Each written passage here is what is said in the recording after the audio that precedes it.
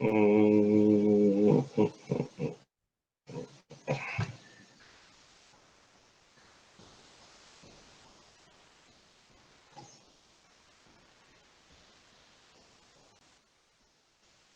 ok, bueno.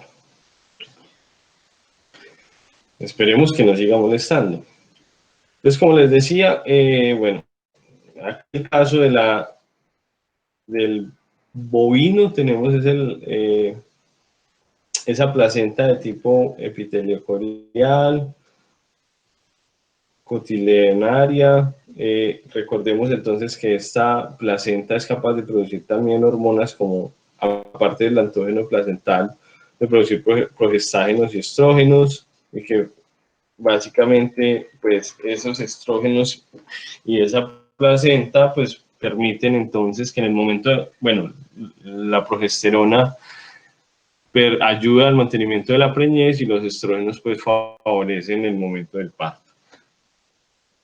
Para el caso de los carnívoros, entonces, los carnívoros presentan un proceso de migración transuterina, es decir, que a medida que, o posterior a que ocurre el descenso de los embriones hacia los cuernos uterinos, estos se distribuyen de manera uniforme a lo largo de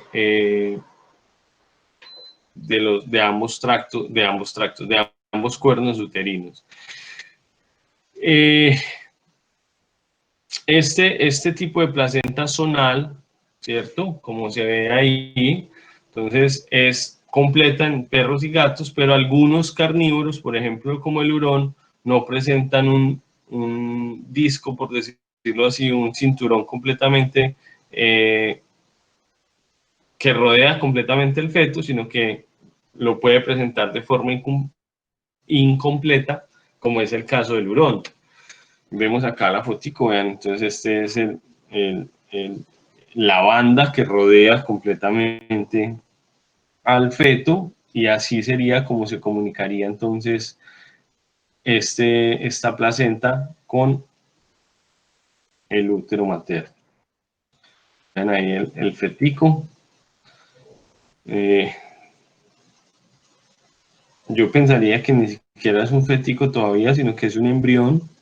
Aún no se diferencia muy bien qué especie es. Entonces pensaría que es un embrión terminando su desarrollo. Este sí ya tiene más cara de perrito, vean, entonces aquí ya podemos presumir que se trata de un feto carnívoro. Básicamente, en el modelo carnívoro, en el modelo canino, recuerden que el diestro de una perra dura 60 días y ese es el mismo tiempo que dura la gestación, entonces la progesterona que se produce básicamente durante la gestación es netamente del cuerpo lúteo, mientras que la placenta sí puede llegar a producir otras hormonas como por ejemplo la relaxina. Listo. Bueno, aquí ya podemos iniciar hablando de la gestación. Veo que alguien comentó algo en el chat.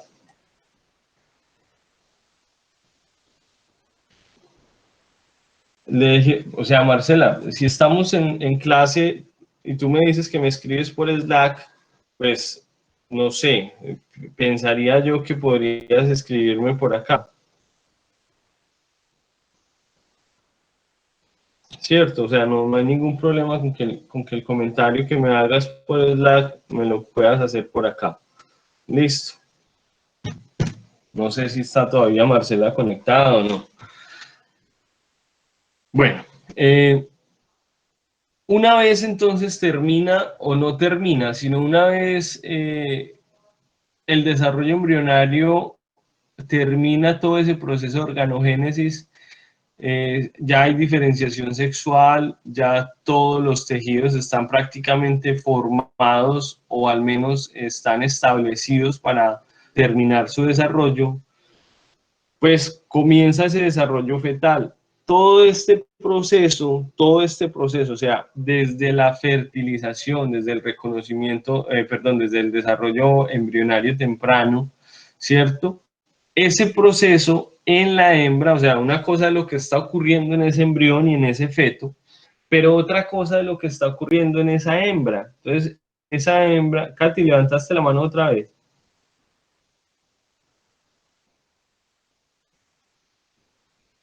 Katy Terán. No, profe, no.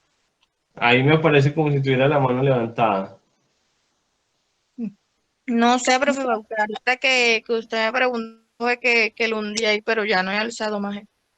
Yo creo que todavía aparece como levantada. Entonces, mira a ver si... Eso, ya, ahora sí. Listo. Entonces, en la madre está ocurriendo todo otro proceso y ese proceso es el que conocemos como gestación. Listo. Entonces, ¿qué es la gestación? La gestación será ese periodo comprendido entre la fertilización de un ovocito, ¿cierto? Hasta el momento del parto, ¿cierto? Sin embargo, recuerden que el parto pues, puede ser interrumpido en procesos de reabsorción embrionaria o en abortos. Sin embargo, la gestación pues, finalizará con el momento del parto. Posterior al parto deberá ocurrir un proceso de reactivación o reinicio de la actividad ovárica, pero esto pues, será algo que veremos más adelante. Entonces, vamos a tratar hoy de el tema de gestación y parto. Listo. La gestación entonces ocurre, pues tendrá eh,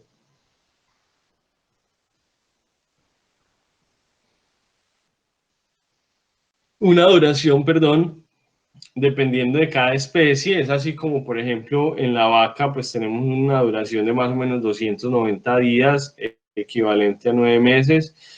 En ovejas y cabras, más o menos 5 meses. En equinos tenemos más o menos 11 meses, ¿cierto? Eh, en la mujer 9 meses, en la cerda más o menos 3.8 meses, acuérdense, 3 semanas, 3 meses, 3 semanas, 3 días, algo así. En la coneja más o menos un mes, ¿cierto?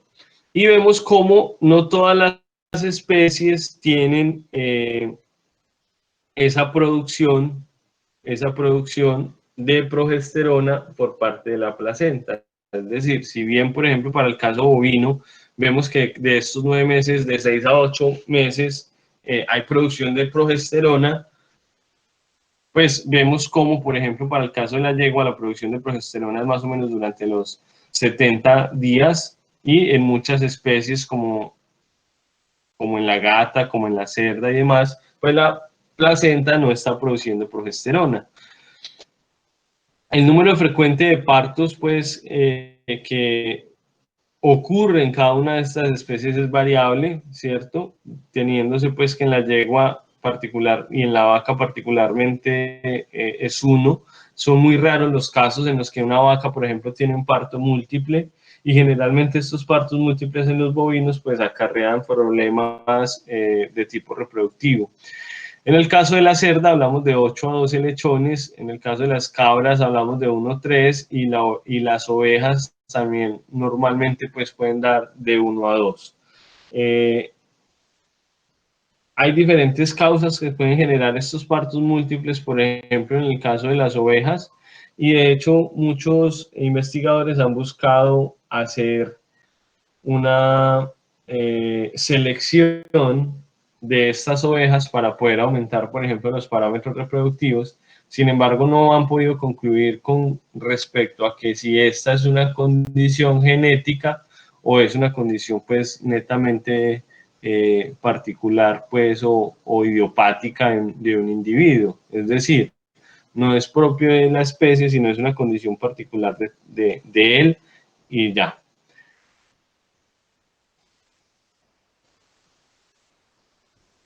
De hecho, si bien, por ejemplo, nosotros hablábamos acá que para el caso de la vaca la gestación puede estar alrededor de 9 meses o 290 días, pues esa duración puede variar mucho dependiendo incluso de la misma raza del animal.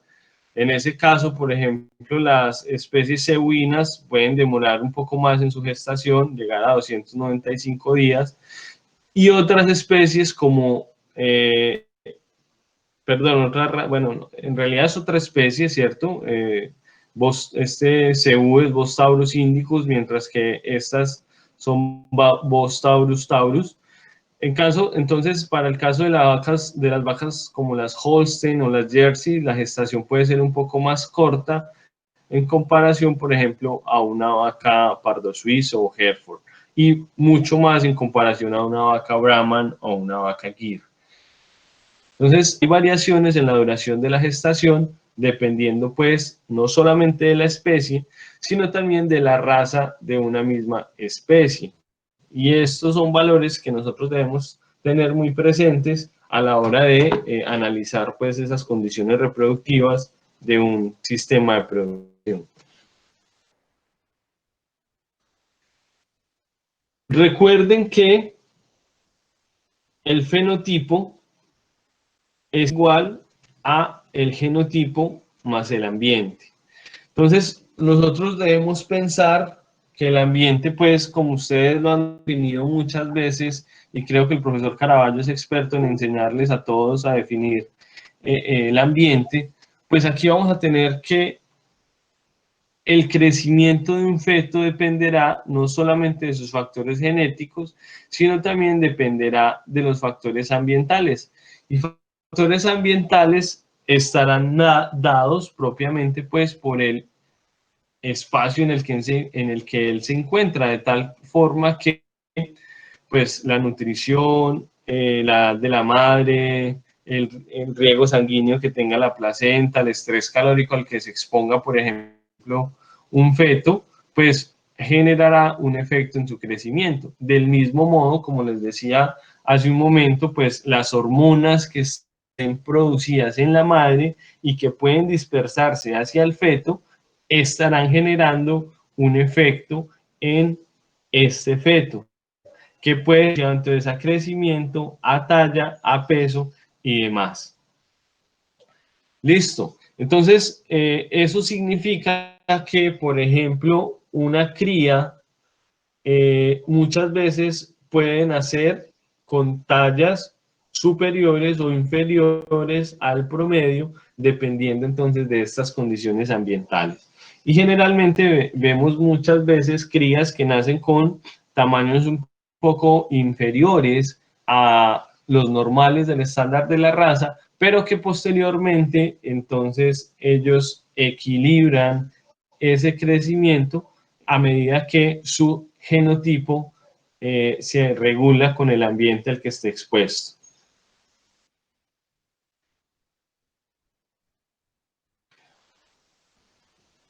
Preguntas sobre la gestación.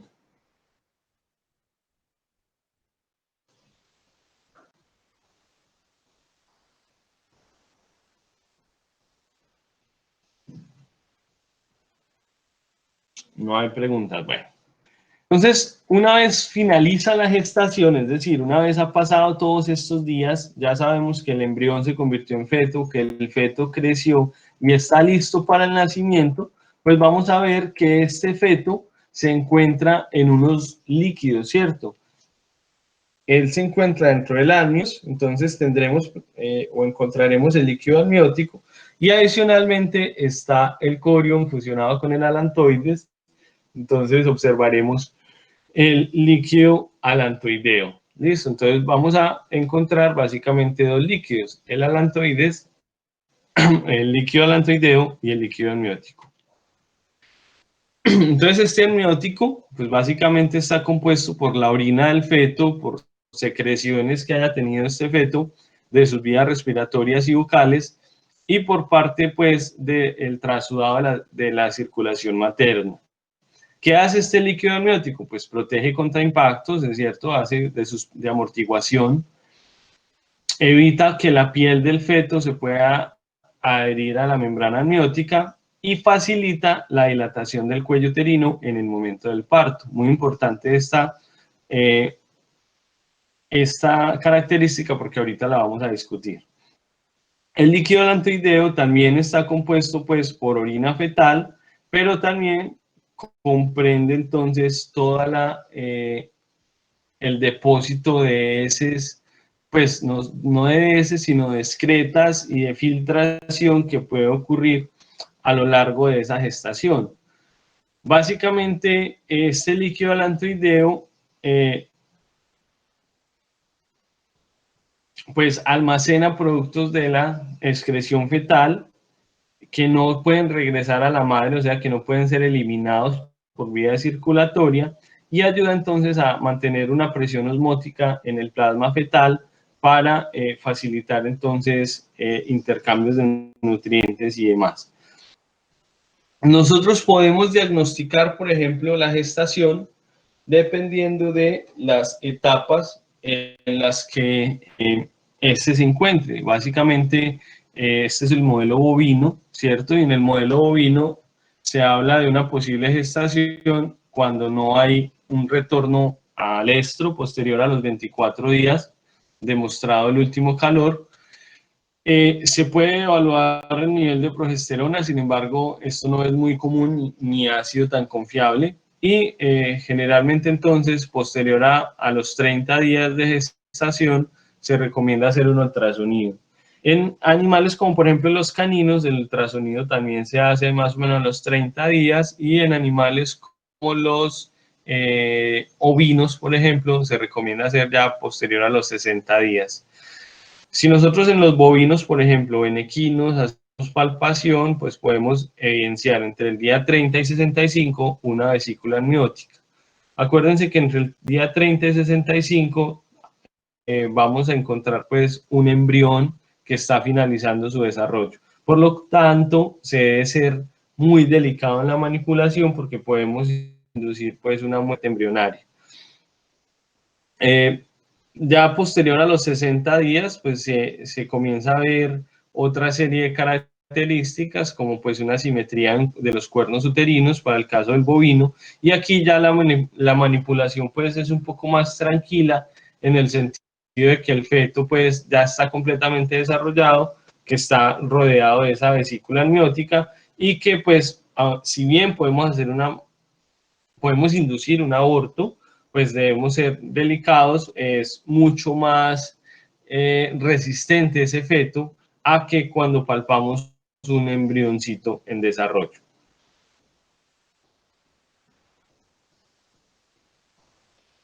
Una vez entonces estos fetos han alcanzado su tamaño adecuado y su desarrollo adecuado, pues debe ocurrir el proceso de parto, ¿cierto?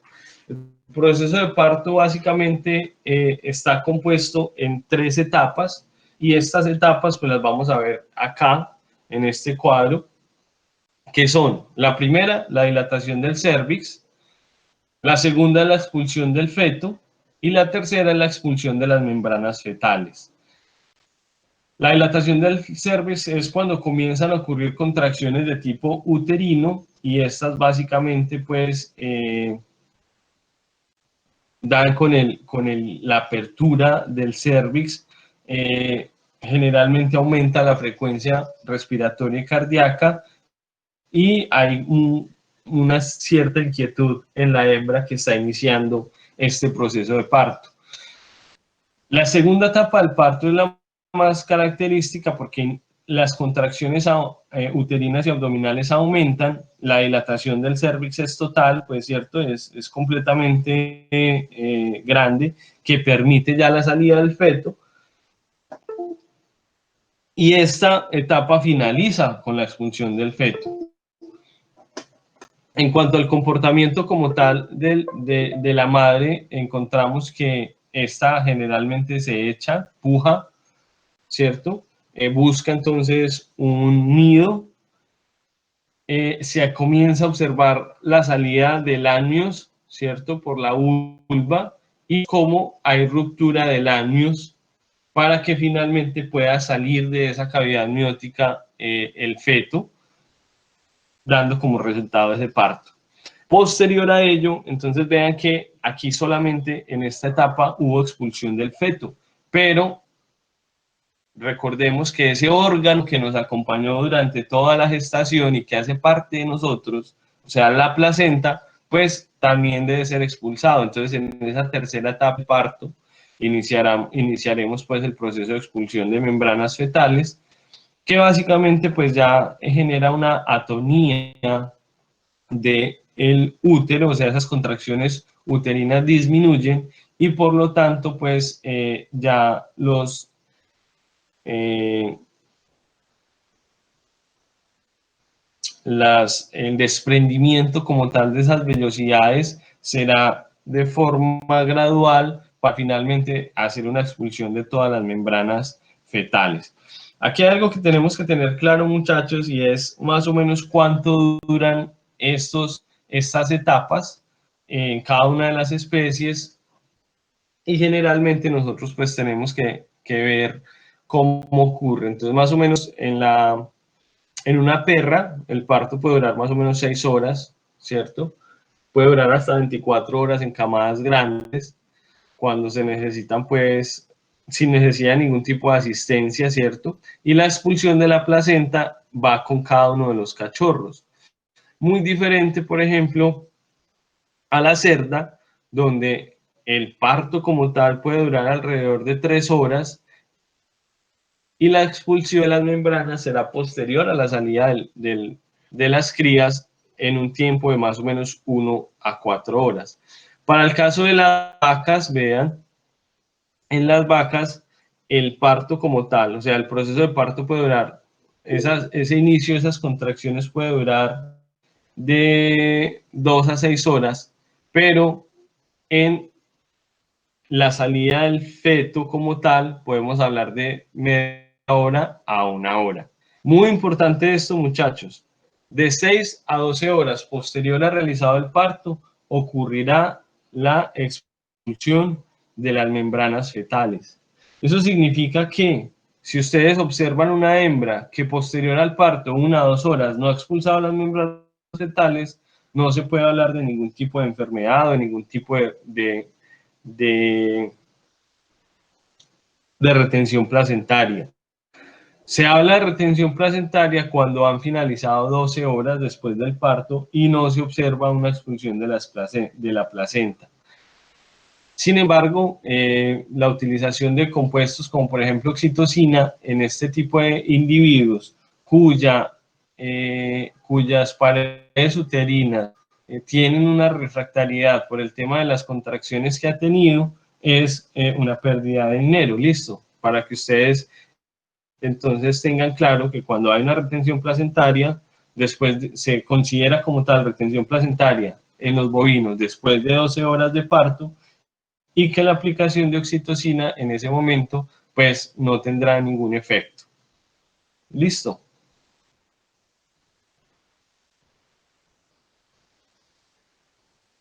Luis, levantaste la mano. Sí, profe, fue que me pareció algo muy importante y de hecho lo tenía desentendido, no sabía que era así. Con respecto a cuando usted mencionó las expulsaciones de la placenta por cada uno de los fetos en las perras como tal. Yo pensé en sí, en mi brutalidad acá como tal, pensé que era una sola placenta porque por toda la camada de los perros, por así decirlo. Claro, lo entiendo, pero no. Recordemos que la placenta, ojo, aquí hay algo que tenemos que tener claro, y es que la placenta se forma a partir de cada uno de los embriones. Entonces, en el caso de los perros, de los cerdos, de los gatos, que son estas especies que tienen, pues, crías múltiples, ¿cierto? O partos de múltiples crías, cada individuo tendrá su propia placenta. Listo, cada individuo tiene su propia placenta. Por eso es que nosotros acá vemos cómo es la expulsión de las placentas. ¿Cuándo se comparte la placenta? Cuando hablamos de ese tipo de gemelos homocigotos, es decir, que provienen de un mismo embrioncito, que simplemente este embrioncito, cuando era un embrión por allá de 2 células o de 4 células, se separó de demás y generó 2 individuos, pero esos 2 individuos están dentro de la misma zona pelúcida, ¿cierto? Y dan origen a una misma placenta. Esos son el tipo de gemelos homocigotos. Pero aquí, por ejemplo, al caso caso los perros, las cerdas y demás, pues son gemelos, solo que son gemelos heterocigotos, es decir, provienen de diferentes cigotos. ¿Listo? Entonces, por eso cada uno tendrá su propia placenta. Ah, bueno, gracias, profe, era que estaba confundido ahí. No, muy bien. Muy interesante la pregunta. Bueno, entonces, como les decía, consideramos retención de placenta una vez han terminado estos periodos permisivos para la expulsión de las placentas. ¿Cómo ocurre ese parto? Pues básicamente el parto o uno de los detonantes del parto es el estrés fetal, ¿cierto? Entonces, a medida que ese feto en crecimiento se va desarrollando, se va estresando, y la elevada producción de ACTH, ¿alguien me recuerda qué es la ACTH?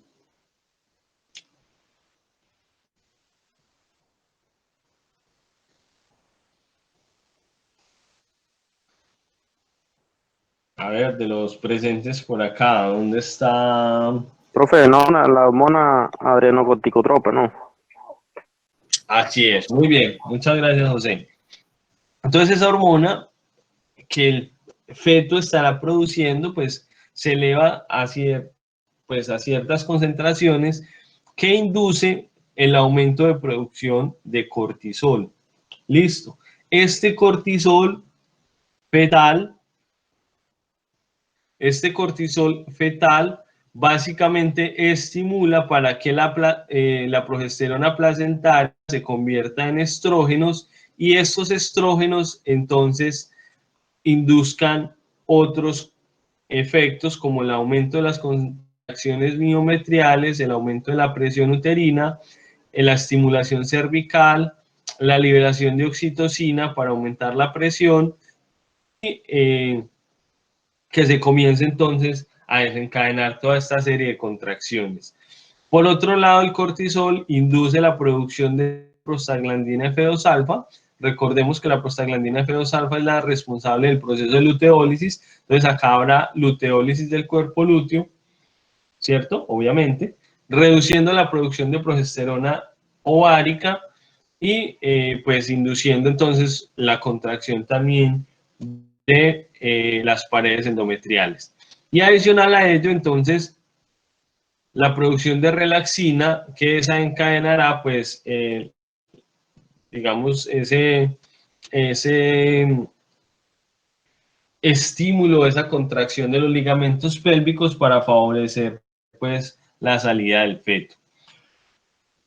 El estrés en la madre, muchachos, puede generar, o sea, acá estamos viendo todo un efecto a nivel materno producido por el cortisol fetal, que es responsable de, pues, o que se genera por el aumento de la ACTH fetal.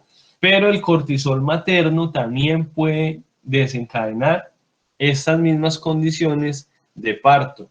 Listo. O sea que factores estresantes o condiciones que estresen demasiado a una hembra puede estimular un aborto si el feto no está en su desarrollo, pues, a término. Por lo tanto, pues finalmente se ha dicho que el responsable del nacimiento es el propio feto, pero acá debemos tener claro que no solamente es el feto, sino que las condiciones en las cuales la madre se encuentre podrá ser responsable, pues, del desencadenamiento del parto. Listo. Esta es la vía.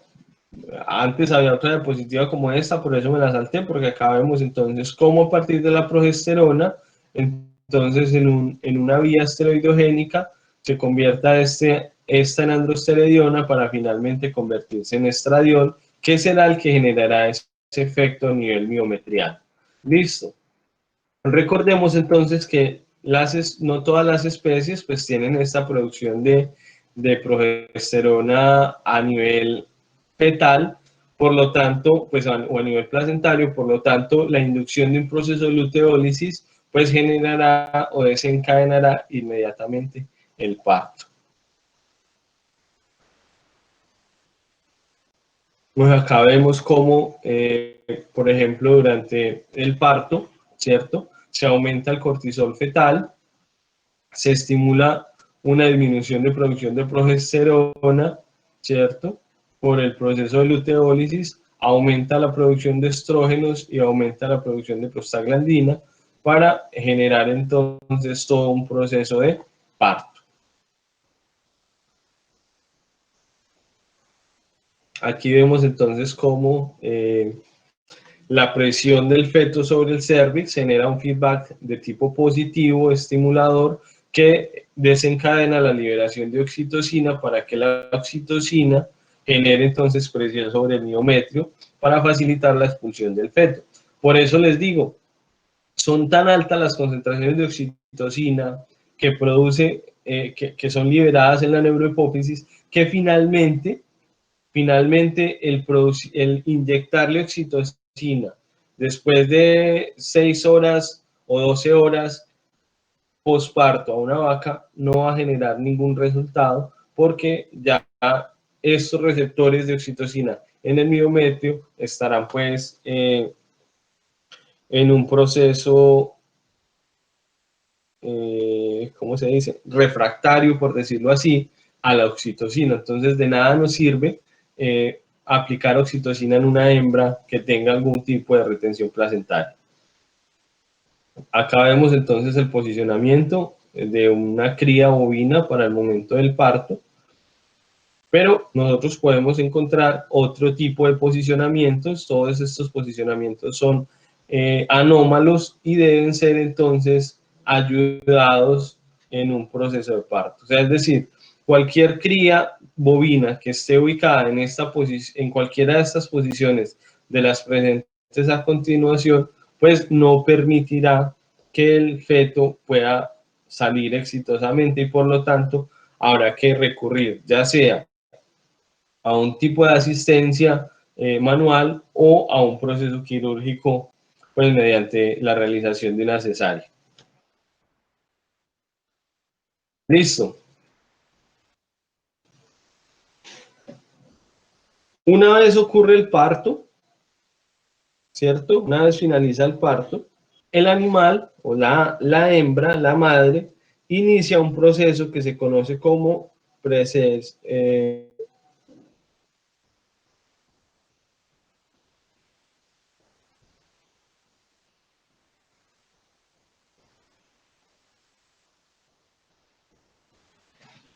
perdón, una vez se finaliza el parto, entonces la madre iniciará un proceso reconocido como puerperio. Listo. Ese puerperio, pues básicamente es esa etapa de recuperación de la hembra para que pueda quedar gestante nuevamente. Entonces ese puerperio vamos a encontrar básicamente 4 eventos que son contracciones miometriales para la expulsión de loquios. Loquios son restos o residuos de placenta, de líquidos que pueden quedar allí almacenados, de pronto algún tipo de coágulos de sangre que se hayan podido formar. Entonces estos loquios deben ser expulsados también posterior a la expulsión de la placenta. Recuerden que la expulsión de la placenta hace parte del parto. Entonces el puerperio es después del parto, ¿cierto? Debe haber una recuperación del miometrio, o sea, la musculatura del útero. Debe haber un proceso de reactivación ovárica y debe haber una eliminación de cualquier tipo de agente infeccioso, pues bacteriano, que haya quedado en esa región craneal del tracto reproductivo, es decir, a nivel uterino. Porque recuerden que a nivel vaginal hay una microbiota propia de la vagina. Entonces, si nosotros vemos más o menos cómo ocurre el modelo de puerperio en un bovino, modelo de puerperio, entonces esto será el proceso de recuperación del miometrio, del tejido, y vemos acá cómo comienza a haber una reactivación ovárica. ¿Listo? Entonces esa reactivación ovárica desencadenará posiblemente un celo silencioso y posteriormente entonces sí desencadenará un celo evidente, ¿cierto? Debo hacer la aclaración, aquí vemos entonces el tamaño de los cambios uterinos postparto, más o menos pues en cuanto a tamaño y peso cambia bastante, en más o menos 20 días, o sea que el bovino tarda más o menos 20 días en hacer una recuperación de su tejido uterino, mientras que otras especies como los equinos, por ejemplo, o incluso los porcinos, no requieren de un periodo tan largo, es decir, un equino básicamente en 5 a 7 días ya ha hecho una recuperación de su tracto reproductivo, o sea, son demasiado eficientes en eso, y por eso básicamente un equino, más o menos el día 12 a 15 posterior al parto, está presentando nuevamente un signo de calor, un signo de celo. Esta es la expulsión de loquios, se puede evidenciar incluso hasta 20 días también, a medida que se va involucionando ese tamaño de ese tracto reproductivo, podemos ir viendo cómo se eliminan estos loquios y cómo el tamaño de las carúnculas pues va disminuyendo también a medida que se va recuperando entonces el tamaño de ese tracto reproductivo. Aquí vemos básicamente, estos son un tracto reproductivo de una hembra recién parida y vemos acá cómo, perdón,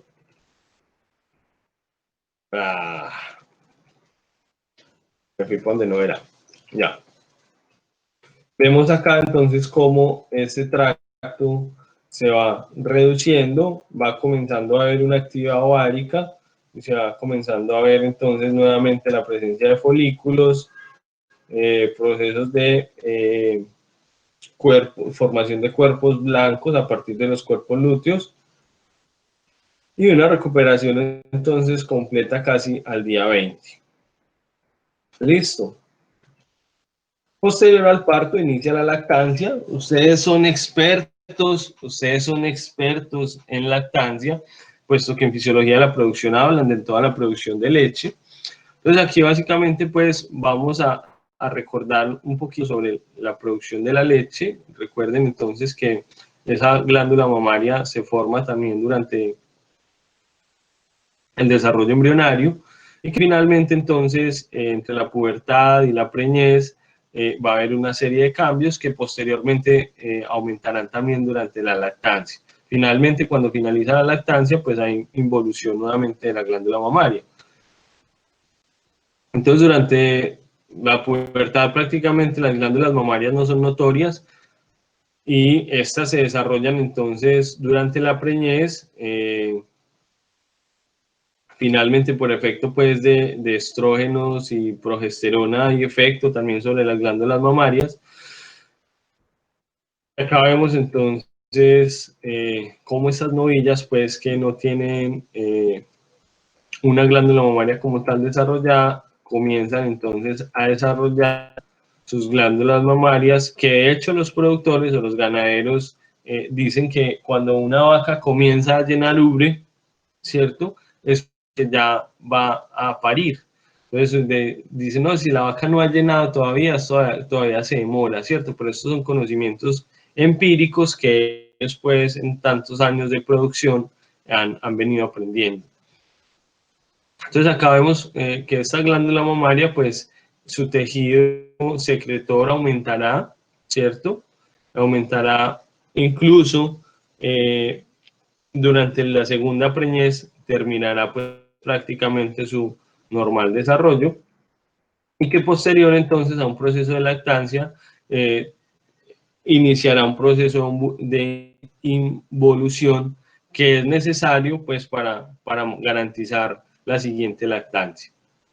Listo, entonces acá vemos pues como algunas características de la glándula mamaria pues en diferentes especies, ¿cierto? Como en la vaca y en los camellos, 4 cuartos, ¿cierto? Ubicación inguinal, una cisterna pues, o sea, por canal, por cuarto, En el caso de los ovinos y caprinos vemos solamente 2/4 con pues un canal por cisterna por cuarto. En el caso de la yegua vemos también entonces 2/4, pero acá vemos entonces 2 o 3 ductos por cada cuarto. Mientras que en la cerda vemos entonces una glándula mamaria dispuesta no solo en la región inguinal, sino en toda la región ventral, donde hay prácticamente 2 o 3 canales por cada una de las glándulas, igual que en las perras, en las ratas, en las gatas y demás. Y en los primates y humanos, pues vemos en la región torácica, al igual que en los elefantes, ¿cierto? Donde no hay como tal una cisterna, un ducto, sino que hay pues casi que de 8 a 10 pezón. Listo, la producción de la leche, ustedes son expertos en producción de leche, entonces no voy a profundizar en producción de leche. Ustedes en fisiología de la producción lo ven claramente, y con eso terminaríamos entonces la temática que tenemos programada para hoy. Preguntas, chicos.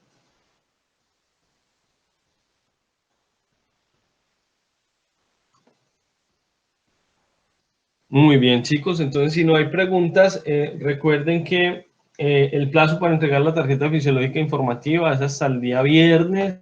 Me pueden hacer llegar el link o el archivo como lo estén trabajando al correo electrónico. Recuerden incluir muy bien el nombre de los grupos, darle crédito al asesor con el que estén trabajando, ¿cierto? Entonces tienen que darle el crédito al asesor. Ojalá que en la tarjeta se observe quién es el asesor, quién es el profesor, a qué asignatura, a qué universidad lo están haciendo, porque como les decía, este es un trabajo que se va a poner en competencia con otros trabajos realizados en otras universidades para finalmente pues hacer una selección de las mejores tarjetas fisiológicas. Entonces,